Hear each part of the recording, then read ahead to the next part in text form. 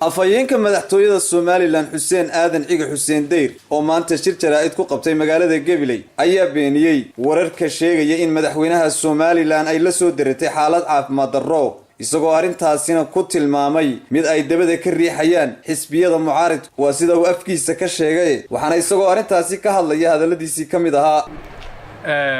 madaxweynaha Jamhuuriyadda Somaliland Mudane Axmed Maxamed Maxamuud Siilaanyo muddo laba toddobaad ku dhow ayuu booqasho ku joogaa dalka Imaaraadka Carabta san hore u sheegay booqashadaas waa booqasho shakhsi ah oo gaar ah sida madaxweynayaasha kale adduunka ay fasax ugu baxaan ayuu madaxweynuhu fasax u baxay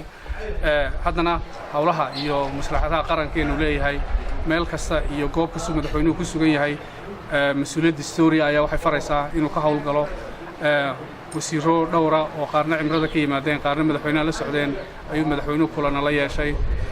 dacaayadaha raqiiska ah iyo propagandada ah in shirki golaha wasiirada loo bedelay Imaaraadka waxaan leeyahay waa waxba kama jiraan sidoo kale waxa jirta warar badan oo aad moodo dadka qaarkood inay habaarba uga la jeedaan oo ay leeyihiin madaxweynaha xaaladiisu waa halis dhakhtar buu ku jiraa qalliin baa lagu sameeyay loo soo duceeyo waxa saxan leeyahay madaxweynuhu caafimaad qaba alxamdulillah buu taagan yahay waa madaxweynaheeni waynu u ducaynaynaa habaarna inaga mudma dadka mucaaridka ah ee doonaya inay caafimaadka madaxweynaha campaign ka dhigtaan caafimaadka madaxweynuhu campaign ma noqon karo madaxweynuhu waa madaxweynuhu wuxuu yahay muxaafid iyo mucaaridba waa madaxweynihii qaranka waa hogaamiyihii qaranka cudurkii caafimaadkana ilaahay baa hawiya laakiin halkan waxaan ummadda Jamhuuriyadda Somaliland gudaha iyo dibaddaba uga sheegayaa anoo afkii madaxweynaha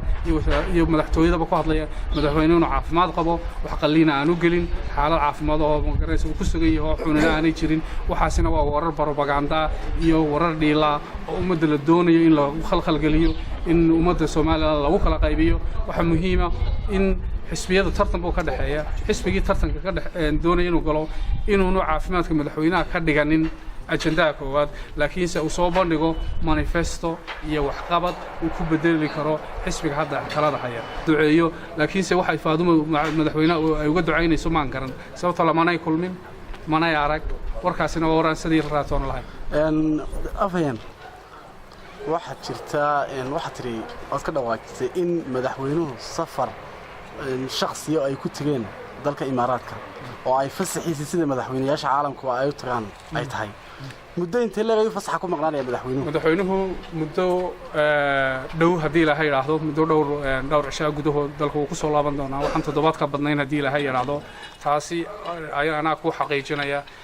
fasaxiisuna waxa weeyaan markii hore de fasax muddo mu ahayn laakiin waxa weeyay fasax gaaban oo madaxweynuhu u gaara ayuu dalka Imaaraadka ku tagay magaalada Abu Dhabi iminkana hadii la dhawaan wadanku ku soo gudo noqon doona Zakariya Nuux Ibrahim Somali Cable TV gobolka Gabiley